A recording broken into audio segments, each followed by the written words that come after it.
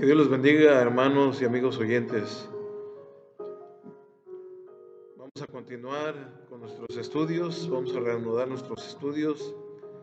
Estuvimos hablando acerca de Mateo capítulo 12, donde el Señor es declarado el siervo de Dios, donde el siervo de Dios estaba presente y los fariseos estaban haciendo caso omiso de los milagros que él hacía, de las maravillas que él estaba presentando. Aún querían seguir con su incredulidad, querían seguir con sus ojos cerrados y no creer lo que el Mesías estaba haciendo, hermano. Ahora vamos a ver Mateo capítulo 12, verso 22 al 37. La blasfemia contra el Espíritu Santo, dice la palabra del Señor. Entonces Jesús fue traído a él un endemoniado. Ciego y mudo, y le sanó, de tal manera que el ciego y mudo veía y hablaba, y toda la gente estaba atónita y decía: ¿será este aquel hijo de David? Mas los fariseos, al oírlo, decían: este no echa fuera los demonios, sino por Belcebú, príncipe de los demonios. Sabiendo Jesús los pensamientos de ellos, les dijo: todo reino dividido contra sí mismo es asolado, y toda ciudad o casa dividida contra sí misma no permanecerá. Si Satanás echa fuera a Satanás, contra sí mismo está dividido. ¿Cómo pues permanecerá su reino? Y si yo echo fuera a los demonios por Belcebú, ¿por quién los echan vuestros hijos? Por tanto, ellos serán vuestros jueces. Pero si yo por el Espíritu de Dios echo fuera a los demonios, ciertamente ha llegado a vosotros el reino de Dios. Porque ¿cómo puede alguno entrar a la casa del hombre fuerte y saquear sus bienes, si primero no le ata, y entonces podría saquear su casa? El que no es conmigo, contra mí es, y el que conmigo no recoge, desparrama. Por tanto, os digo, todo pecado y blasfemia será perdonado a los hombres, mas la blasfemia contra el Espíritu no le será perdonada. A cualquiera que dijere alguna palabra contra el Hijo del Hombre, le será perdonado, pero al que hable contra el Espíritu Santo, no le será perdonado ni en este siglo, ni en el venidero. O haced el árbol bueno y su fruto bueno, o haced el árbol malo y su fruto malo, porque por el fruto se conoce el árbol. Generación de víboras, ¿cómo podéis hablar lo bueno siendo malos? Porque de la abundancia del corazón habla la boca. El hombre bueno del buen tesoro del corazón saca buenas cosas, y el hombre malo del mal tesoro saca malas cosas. Mas yo os digo que de toda palabra ociosa que hablen los hombres, de ella darán cuenta en el día del juicio. Porque por tus palabras serás justificado y por tus palabras serás condenado. Nuevamente, hermanos, nos encontramos en una situación donde el maestro hace una liberación de un hombre endemoniado, un hombre que estaba ciego y también estaba mudo. El hombre comenzó a ver, comenzó a hablar, y en este recuadro, hermano, la gente se preguntaba si Jesús era el hijo de David esperado. Pues recordemos que estos hombres, hermanos, los judíos, anhelaban la llegada de un Mesías, de un Salvador. El Señor Jesús estaba mostrando su poder, estaba mostrando su autoridad. Y él, mostrando su poder como hijo de Dios, él sabía que la guerra con Satanás él la tenía ganada, y hace libre a un endemoniado más. La oposición, hermano, al Señor Jesús había crecido. Esa oposición siguió creciendo, pues los fariseos estaban siguiendo con lupa cada una de las acciones del Maestro. Estaban siguiendo todo lo que Jesús hacía y cuestionaban también todo lo que el Maestro hacía, hermano. Tan sería la oposición, hermano, que Jesús les advierte que pueden estar cometiendo el pecado imperdonable. Jesús, hermano, nos dice que hay pecados que son perdonables, obviamente si hay genuino arrepentimiento, pero hay también un pecado que es imperdonable, que Dios mismo ha dicho que jamás será perdonado ni en esta vida, ni en la vida venidera. ¿Cuál es ese pecado imperdonable? Jesús lo llama blasfemia contra el Espíritu Santo. ¿Qué es ese pecado? ¿Quiénes son, hermanos, los que han cometido ese pecado? Tal vez algún amigo mío, tal vez un familiar, tal vez un hijo, un hermano, tal vez un cónyuge, tal vez, hermano, nosotros mismos hemos cometido ese pecado, somos culpables de haber cometido ese pecado. He cometido ese pecado yo. Eso vamos a aprender el día de hoy, hermano. Tal vez muchos se han hecho esta pregunta. Vamos a ver, hermano, 3 puntos, hermano. El número 1 dice que cuál es el contexto del pasaje que propicia tal conversación. El número 2 dice cuál es la blasfemia contra el Espíritu Santo. Y número 3, ¿quiénes pueden cometerlo? El número 1 dice cuál es el contexto del pasaje que propicia esta conversación acerca de la blasfemia contra el Espíritu Santo. Y lo podemos ver, hermano, en el libro de Mateo capítulo 12, en el verso 22, donde comenzamos a leer. Dice, entonces fue traído a él un endemoniado, ciego y mudo, y le sanó de tal manera que el ciego y mudo veía y hablaba. Y toda la gente estaba atónita y decía, ¿será este aquel hijo de David? Mateo, hermano, no nos dice cuándo ocurrió el incidente, solo se limita a decir, entonces fue traído a él un endemoniado. Él no nos marca un tiempo, no nos marca exactamente un lugar, pero dice aquí el libro de Mateo que se le presentó un endemoniado a Jesús. Si nos damos cuenta, hermano, Mateo va a toda prisa en su narración. La obra de sanidad, él la discute de una manera muy corta, porque él está interesado en cubrir el tema de la blasfemia contra el Espíritu Santo. Este es un tema sumamente importante, verdaderamente un tema serio. Ahora bien, el contexto, hermano, es el siguiente. Le traen a Jesús un ciego, mudo y endemoniado, y es una persona poseída por un demonio. Aparentemente, hermano, el demonio provocó que esta persona estuviera ciega y estuviera muda. Este demonio había afectado 2 de los 5 sentidos de esta persona. Es una manera sencilla, nos dice, nos dice Mateo que Jesús le sanó. Nos muestra una forma rápida, sencilla, en que el Señor Jesús sanó a esta persona. No nos dice cómo lo hizo, pero sí nos dice 2 cosas importantes. Una de ellas, que la obra de sanidad fue completa y perfecta. Le sanó de tal manera que el ciego y mudo veía y hablaba. Y aunque Mateo no nos dice cómo lo hizo, lo que hizo fue algo grande. Fue verdaderamente impresionante, hermano. Lo sabemos porque la reacción de la gente, dice la palabra del Señor, que toda la gente estaba atónita. No lo podían creer. Era algo tan grande que se dieron cuenta que era algo sobrenatural. Llegaron al punto, hermano, de preguntarse si será este aquel el hijo de David. ¿Será que el hijo de David que Dios había prometido en el Antiguo Testamento y cuyo reino no tendría fin? En otras palabras, ellos se preguntaban si sería él el Mesías prometido, a lo cual respondieron los fariseos. Mas los fariseos al oírlo decían, este no echa fuera los demonios, sino por Belcebú, príncipe de los demonios. Inmediatamente los fariseos levantaron la voz.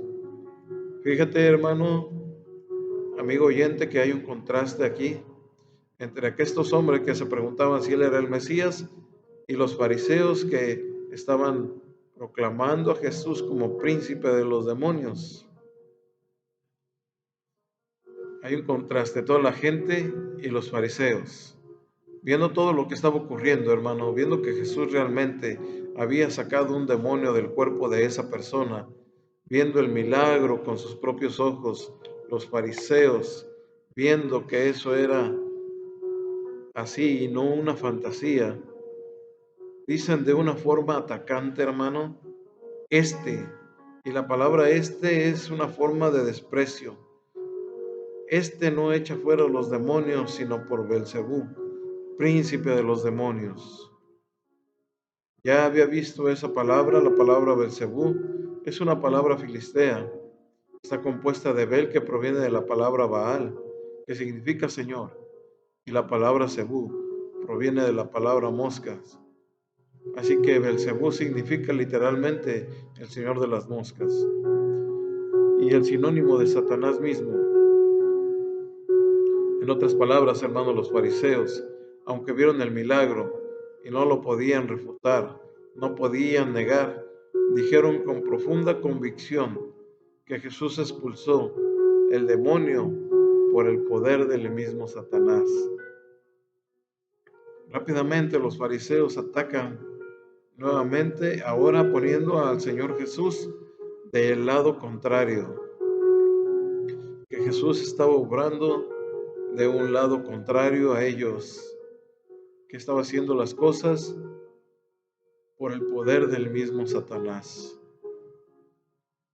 A todo esto, hermano, el Señor les contesta con 2 puntos. Verso 25 de ahí mismo de Mateo capítulo 12. Sabiendo Jesús los pensamientos de ellos, les dijo: todo reino dividido contra sí mismo es asolado, y toda ciudad o casa dividida contra sí misma no permanecerá. Y si Satanás echa fuera a Satanás, contra sí mismo está dividido, ¿cómo pues permanecerá su reino? Pensemos por un momento lo que dice, hermano, y es absurdo su argumento. El Señor Jesús prácticamente pudo haber dicho: si yo hago este milagro de expulsar al demonio por el mismo poder de Satanás, entonces Satanás está dividido contra sí mismo. Satanás está peleando contra sí mismo. Todo reino dividido contra sí mismo es asolado, y la palabra asolado aquí significa totalmente destruido. Y si Satanás echa fuera a Satanás, su reino no podrá permanecer, sino que Satanás está destruyendo a sí mismo. En otras palabras, hermano, Satanás se estaba disparando a sí mismo, hermano, y eso es absurdo. Lo que los escribas dijeron no tenía sentido. Lo que estos hombres hablaban, hermano, no tenía dirección. No era más que un intento absurdo de negar lo evidente, de querer evitar la verdad, de querer, hermano, ocultar el poder del Señor Jesús tras una obra, hermano, satánica. Esto ocurre, hermano, una y otra vez con el hombre. Es capaz de creerse cualquier cosa, por absurda que sea, con tal de negar a Dios o con tal de negar la existencia de Dios. Hoy es lo que vivimos en nuestros días, hermano. La gente que ahora se atreve a negar de la existencia de Dios es porque ya está creyendo en algo absurdo, en algo, hermano, sin fundamento, pero simplemente por llevar la contraria al Rey de Reyes, al Señor de Señores. En el segundo punto, hermano, es en el verso 27. Dice: si yo echo fuera los demonios por Belcebú, ¿por quién lo echan vuestros hijos? Por tanto, ellos serán vuestros jueces. ¿Quiénes serán vuestros hijos aquí?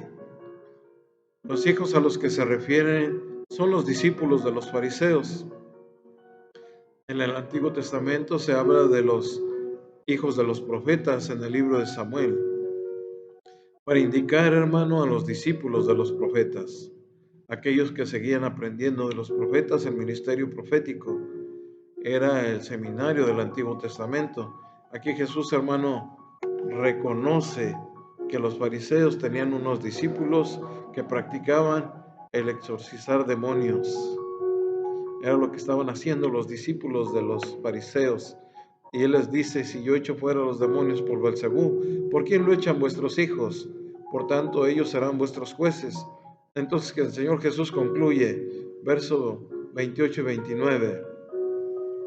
Pero si yo por el Espíritu de Dios echo fuera los demonios, ciertamente ha llegado a vosotros el reino de Dios. Porque, ¿cómo puede alguno entrar a la casa del hombre fuerte y saquear sus bienes si primero no le ata? Y entonces podría sacar su casa. Jesús le dice: este milagro fue hecho por mí en el poder del Espíritu Santo, y eso demuestra lo que yo he predicado. El reino de Dios ha llegado. El reino de Dios no es algo totalmente futuro. Ha llegado con la venida del Hijo de Dios. El reino de Dios, hermano, es donde Jesús es recibido como Rey y como Señor. Nosotros somos el reino de Dios y de Cristo, hermano, porque Dios nos ha hecho creer en el Evangelio y recibir al Señor Jesucristo como nuestro Dios, como nuestro Señor, como el Rey y el todo, hermano, como el todo de nuestra vida. Jesús pudo haber dicho: yo he sanado a este hombre porque Satanás no puede contra mí. Aunque Satanás es el hombre fuerte, el Señor pudo echarlo fuera de este hombre porque él es más fuerte que él. El Señor pudo haber dicho: yo he atado y he saqueado esta casa, he rescatado a los que estaban presos por Satanás. Prácticamente era lo que el Señor estaba haciendo, pero aún así él no lo declaraba de esta forma. Y dice en el verso 30, el que no es conmigo, contra mí es. Y el que conmigo no recoge, desparrama. En esto, hermano, no hay neutralidad. No nos podemos quedar a medias. El que no es conmigo, dice el Señor, ni apoya mi obra, ni sigue en mis caminos, ni se opone al reino de Satanás, ni me recibe como lo que soy, el Rey Salvador, contra mí es. Y el que conmigo no recoge, desparrama. Prácticamente, el que no es con nosotros, contra nosotros es, amado hermano. Y el que no es con Jesús, está en contra de Jesús. ¿Somos seguidores de Jesús o somos seguidores de Satanás? ¿O somos hijos de Dios o somos hijos de Satanás? Pues Él es el que hace, hermano. Él es el que hace disfrazar tantas cosas que hoy la gente está siguiendo, que hoy la gente está practicando. Prácticamente les pone un disfraz a las sectas, a las hechicerías, las manipulaciones que hace Satanás con los movimientos, ahora con los movimientos gays. Todo esto, lo que él está haciendo, hermano, es para tener contento al mundo.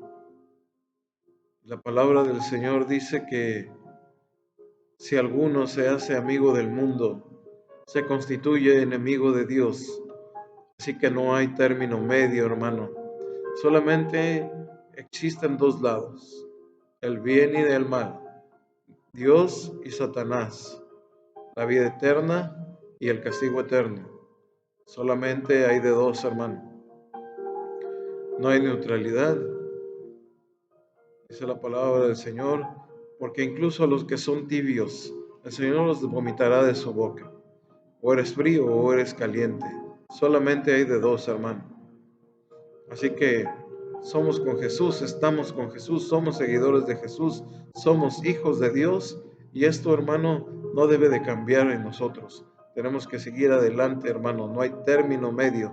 Así son los reclamos de Jesús, y Él te pregunta: ¿a qué bando perteneces? ¿A qué bando pertenece la gente, hermano? El Señor Jesucristo es nuestro Señor. Nuestro Dios es el Dios del universo, nuestro Padre Celestial. Si no le seguimos, estamos en contra de Él. Ese es el contexto del pasaje, hermano, que propicia tal conversación. Entonces Jesús les hace una advertencia. Él les habla del hecho que hay un pecado imperdonable. ¿Qué es ese pecado imperdonable? ¿Qué es la blasfemia contra el Espíritu Santo, hermano? Un pecado imperdonable, un pecado, hermano, que no se hace inconscientemente. Vamos a seguir hablando acerca de esto en un siguiente video, que es la blasfemia contra el Espíritu Santo. Mateo capítulo 12, verso 31. En adelante vamos a seguir estudiando estos versículos de la palabra del Señor.